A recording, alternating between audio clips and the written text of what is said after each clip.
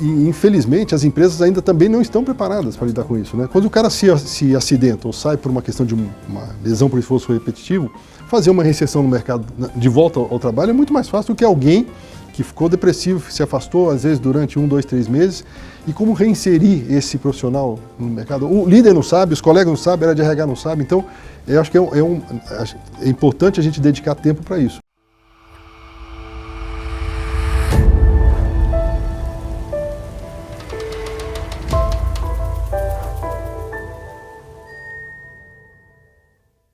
Estamos aqui com fera, né, Salibão? Pois é, Guilherme Cavalieri, um dos melhores executivos de RH do país, né? Passou por empresas ferozes, grandes né? Projetos. E ninguém melhor para falar de cultura do que o Guilherme. Exatamente. Guilherme, é um prazer estar conosco. Obrigado pelo convite. Não acredite em tudo que eles dizem, não. Tem muita...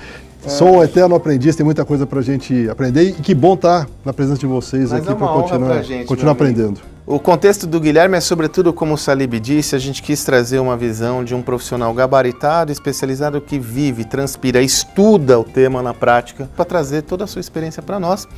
Que é aquilo, né, Guilherme? A gente tem conversado isso já há um bom tempo, né? E você é um estudioso também desse tema. A cultura organizacional é fundamental para todo e qualquer processo de transformação, né, meu amigo? De fato, todo projeto que a gente implementa numa organização, em última análise, ele acaba tendo impacto na cultura, não há dúvida nenhuma, né? Eu me lembro, 30 anos atrás, né, mais ou menos 30 anos atrás, quando eu estava, por exemplo, na Unilever, e nós fizemos um trabalho de intervenção num ambiente de fábrica que, de fato, mais para frente trouxe uma mudança na cultura da empresa de maneira significativa. Naquele momento a gente introduziu os times semi-autônomos de produção. E a partir daquele momento os operários da linha de produção passaram a ter um papel diferente, com muito mais autonomia. Os antigos supervisores, né, ou chefes de linha de produção passaram a assumir um papel muito mais de coordenação. E isso, de fato, foi um embrião ali, numa fábrica da Unilever naquela época, lá em Vinhedo, que acabou fazendo com que a cultura da empresa pudesse começar a rever um pouco a maneira de atuação do líder e dos próprios operários. Isso acabou subindo depois para a organização como um todo, né? Guardadas as proporções, o que a gente fez naquela época é muito parecido com o que a gente está vendo hoje. Exatamente, quer dizer, quando você pega times multidisciplinares, né? Com autonomia, gestão à vista. Naquela época a gente tinha os cavaletes na linha de produção, né, quanto foi produzido, qual qualidade, etc. É exatamente o que a gente está vendo hoje no ambiente administrativo, né, nessa questão da revolução digital no mundo ágil. Então é uma reprodução, claro que com outro contexto, com outro momento, mas o princípio é muito similar, né, de autonomia, de crença nas pessoas, de dar um significado mais amplo do trabalho, né. A gente vê hoje empresas, dois tipos de empresas, pelo menos nossa visão, e fica à vontade para discordar. Então, você tem as estabelecidas, que demoraram décadas para construir, né, seus pilares e tudo, e as startups que vêm com um mindset diferente, com um modelo, mas ao mesmo tempo também com a questão que elas não têm ainda, né, alicerces fortes, né. Você vê essas empresas com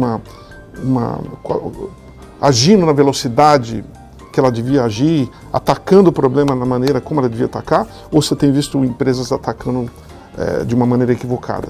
Olha, eu acho que as empresas estabelecidas, né, e que estão sendo bem-sucedidas, elas acordaram num bom tempo. Eu acho que uma coisa que pra gente, já tem um pouco mais de idade, no passado a gente podia usar como referência algumas empresas de fora, né? Porque havia um descompasso, né? As coisas fora aconteciam na frente, às vezes 1, 2 anos, então a gente saía daqui para fazer visitas de benchmark, etc., e voltava inspirado, né, de unidades de fora do Brasil, quer seja em países da Europa ou nos Estados Unidos. Hoje em dia você vai lá, a angústia é a mesma, né, o ritmo da mudança é a mesma, as incertezas são as mesmas, então, de todo mundo, né? Eu acho que é um pouco, por isso é que a gente tem dificuldades talvez de ter case tanto aqui quanto fora do Brasil, né?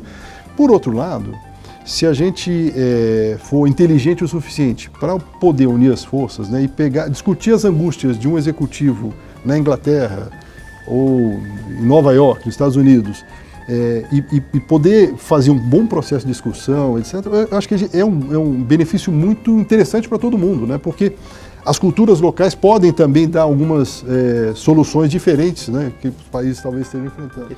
Revisão de processos, transformar processos é uma forma de você transformar a cultura. Com certeza.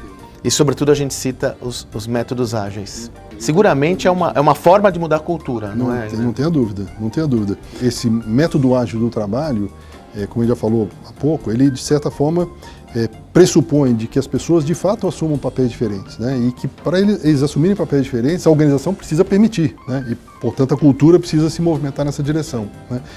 Fazer essa mudança é difícil. No fundo, é um pouco da cultura brasileira, né? Que a gente já vem lá desde jovem, né? Com o vestibular, onde você tem que acertar, ou se você errar, você basicamente teu futuro está comprometido, né? Se você não passar naquele exame, né? E aí você vai para dentro da empresa e a gente vê que o Brasil, né, na nossa visão, o Brasil é um país que inova pouco, né? E os nossos grandes heróis aqui, os gurus e tal, são os caras que cortam custo, né? Então, você tem um mundo que pede cada vez mais inovação, por outro lado, as empresas ainda continuam atacando. Na sua experiência, acho que você está lá no olho do furacão, né? Com pessoas, né? Sempre teve, né? Como é que está a cabeça das pessoas, assim? Você acha que, porque a velocidade que as coisas estão acontecendo, que nem você mencionou, é muito grande. Como é que isso vai estar impactando a saúde das pessoas, né? Você tem visto isso no front? Tem visto, sim. Infelizmente, outro dia conversando com um consultor que tem dedicado tempo para pesquisar esse tema, e infelizmente as empresas ainda também não estão preparadas para lidar com isso, né? Quando o cara se acidenta ou sai por uma questão de uma lesão por esforço repetitivo, fazer uma reinserção no mercado de volta ao trabalho é muito mais fácil do que alguém que ficou depressivo, se afastou às vezes durante 1, 2, 3 meses, e como reinserir esse profissional no mercado. O líder não sabe, os colegas não sabem, a área de RH não sabe, então eu acho que é importante a gente dedicar tempo para isso. Agora, ele está falando um pouco da reinserção de alguém que se afastou. Idealmente é você trabalhar para que ele não precise se afastar, né? Eu acho que isso é o importante. Preventivamente. Como a gente consegue construir um ambiente, né, onde as pessoas possam, de maneira colaborativa e apoiando, né, se apoiando mutuamente, atravessar essa jornada, porque é um momento assim, de muita incerteza para todo mundo, né? Guilherme, a gente, na verdade, hoje se fala muito em transformação cultural, que a gente sente que muitas empresas atacaram o problema da forma errada, né, pela digitalização. Acho que nenhuma empresa deixou de se digitalizar, mas a transformação realmente não aconteceu, né? E, no fundo, muitas dessas mudanças são feitas por pessoas da nossa geração, né? E que a gente vê lá uma geração mais nova querendo engolir todos os mercados. Então, acho que qualquer processo de transformação, você concorda? Você não tem que haver a transformação cultural da própria pessoa, né? Se não tiver a transformação da pessoa, do indivíduo, não tem transformação. Como é que você vê essa transformação de uma pessoa, né? E a gente vai ver, os números estão aí, nós vamos ver mais 30, às vezes 40 anos a mais, né? Como é que você propõe essa mudança de cultura pessoal para poder mudar o resto? Mudança de mindset, né? Essa mentalidade, growth mindset. A gente comentava pouco antes de começar aqui, as pessoas precisam estudar mais, né? Precisam ler mais. Eu acho que tem tanta coisa disponível, as bacana, coisas né? básicas também, né? Está aberto ao aprendizado.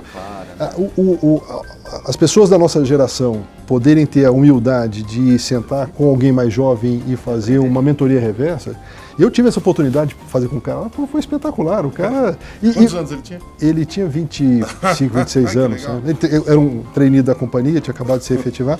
Mas foi muito interessante porque também coloquei algumas questões que ele não tinha na perspectiva dele, né? Então, Meu caro, a gente sabe que você tem uma posição importante setorial. E a gente está conversando sobre a sua visão institucional, uma das suas preocupações principais está na sua pauta, na pauta institucional, é a questão, nesse contexto de transformação do trabalho, que talvez não, vou tirar o talvez, né? A sociedade não está dando devido valor para isso. A sociedade brasileira, eu digo, né? Como é que você vê esses desafios? Porque eu costumo dizer, inclusive em palestras e tal, que há uma tendência da gente ter saudade de algumas coisas que eram alarmantes no passado ou no nosso presente. Um deles é desemprego funcional, monopólios, né? E o emprego está nesse contexto, né? Porque não é que vai ter menos emprego. O emprego que vai sobrar vai demandar uma qualificação. Salibão, você sabe que tem vários estudos, eu particularmente peguei 2 deles da McKinsey e de Davos, que mostram que vai ter mais empregos. Agora, o que me assusta, e é essa pergunta que eu quero trazer para você... Para quem, né? Aqui no Brasil.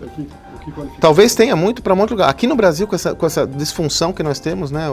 Como você vê isso, meu caro? Então, eu acho que essa questão da requalificação dos funcionários, das pessoas, para esse novo ambiente de trabalho é absolutamente fundamental, né? Nunca foi tão importante o investimento na requalificação, na aprendizagem, né?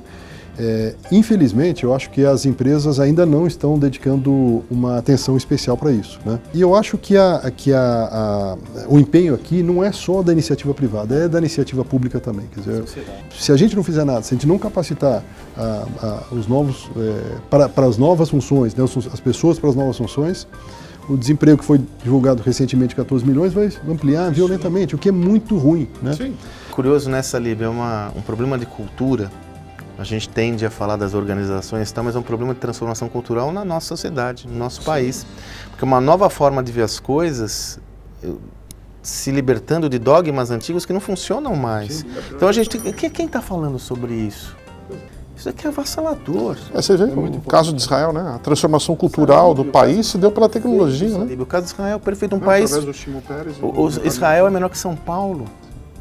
Mas teve uma transformação cultural, importantíssimo, né? o país da startup. Não são só DICs que estão lá, né? Teve uma construção cultural.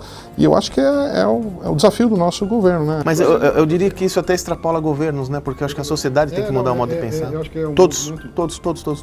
Coisa, né? A gente tem a transformação da cultura da empresa, a transformação da cultura pessoal e a transformação da cultura do país, né? Olha que período de desafios, né? E rápido, né, Salib? Porque a gente trabalha no Gestão da Manhã, a gente faz aquela visão clássica, né, de desde a Revolução Industrial até os dias atuais. A Revolução Industrial foi uma transformação incrível, mas a velocidade da atual... Isso aqui é o O mais... mundo está muito pequeno.